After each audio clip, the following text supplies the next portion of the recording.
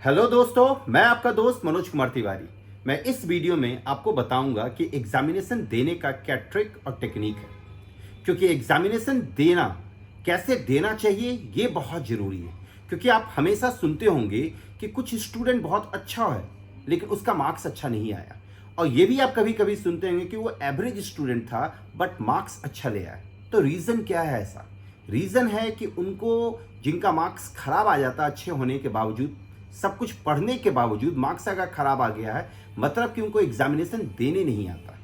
और जो मार्क्स अच्छा ले आते हैं वो मेहनत तो किए ही होंगे, और साथ में उनके साथ एक प्लस पॉइंट होता है कि वो एग्जामिनेशन देने का टेक्निक उनको पता है। तो अब एग्जामिनेशन देने का टेक्निक क्या है, क्या तरीका होना चाहिए कि एग्जामिनेशन उस तरीके से दे कि मार्क्स आपका जो आना चाहिए, जो डिजर्व करता है वो तो आ ही आए, और साथ में 1-2% और बढ़ जाए। तो सबसे इंपॉर्टेंट बात है, आपको दो तरह का पेपर देना होता है। एक लैंग्वेज पेपर देना होता है, दूसरा टेक्निकल पेपर। लैंग्वेज पेपर में जैसे आपका इंग्लिश हो गया, हिंदी हो गया, फिजिकल एजुकेशन हो गया, फाइन आर्ट्स हो गया, ये आपका हो गया लैंग्वेज पेपर। और टेक्निकल पेपर में मैथ्स हो गया, साइंस हो गया, संस्कृत हो गया, ये सब आपका टेक्निकल पेपर है। यहाँ पे हम सारे सब्जेक्ट का नाम ले रहे हैं क्योंकि ये वीडियो क्लास 10th, क्लास 12 सब के लिए, जो जो बोर्ड एग्जामिनेशन दे रहे हैं उन सभी लोगों के लिए। तो अब किन बातों को ध्यान में रखना? तो एग्जामिनेशन में सबसे पहला कि आपको साफ सुथरा लिखना, राइटिंग एकदम बढ़िया होना चाहिए। साफ सुथरा, ये नहीं कि लिख के काट रहे हैं फिर लिख रहे हैं फिर काट रहे हैं, ये बहुत गलत। आपका कॉपी पे जो प्रेजेंटेशन होना चाहिए वो एकदम साफ सुथरा होना चाहिए, पहले पेज से लेकर लास्ट पेज तक। अगर आपका कॉपी साफ सुथरा है तो आपको मार्क्स आने का चांसेस, मतलब मार्क्स आपका बढ़ने का चांसेस भी ज़्यादा होता है। दूसरा, दो आंसर के बीच आप प्रॉपर स्पेसिंग जरूर रखें। याद रखें, दो आंसर के बीच प्रॉपर स्पेसिंग होना बहुत जरूरी है।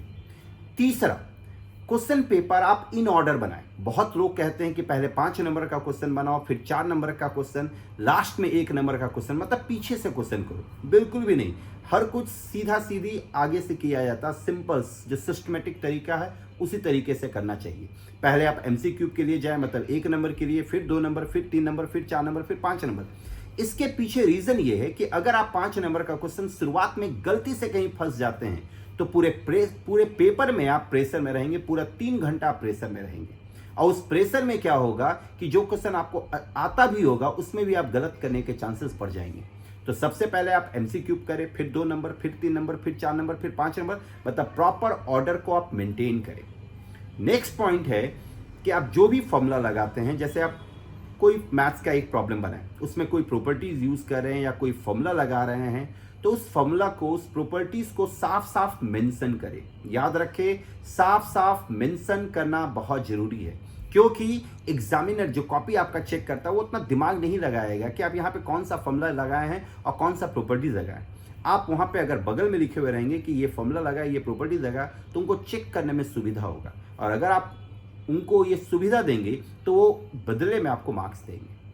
नेक्स्ट पॉइंट है जो कि सबसे इंपॉर्टेंट है, अगर इन केस पेपर में कोई ऐसा क्वेश्चन आपको मिल गया जो आपको नहीं आता, तो अगर आपको नहीं आता तो बहुत लोग उस क्वेश्चन को छोड़ के आ जाते हैं। नहीं, छोड़ना नहीं है, उससे रिलेटेड जो आपको आता है लिख दे। जैसे लैंग्वेज पेपर में उससे रिलेटेड कुछ ना कुछ तो आपको जरूर आता होगा, तो उसको भर दे।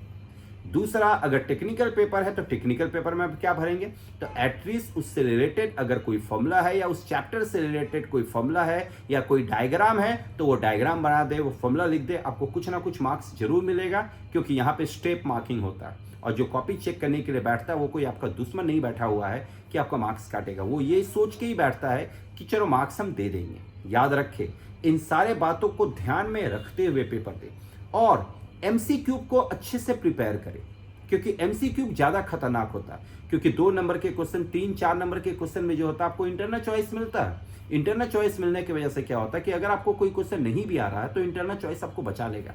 लेकिन एमसीक्यू में अगर आपको नहीं आता तो फिर नहीं आता, फिर कोई उपाय नहीं है। तो एमसीक्यू को अच्छे से तैयार करें, और एमसीक्यू के लिए कुछ नहीं, आपको फॉर्मूला और छोटा छोटा प्रॉपर्टीज आपको ध्यान में रखना, उसी से एमसीक्यू बनता है। तो इन सारे बातों को ध्यान में रखते हुए आप examination they, positive frame of mind से एग्जाम दे, बढ़िया से एग्जाम दे कि नहीं बढ़िया मार्क्स आना, एकदम पॉजिटिव होके जाए, आपका एग्जाम बहुत अच्छा जाएगा।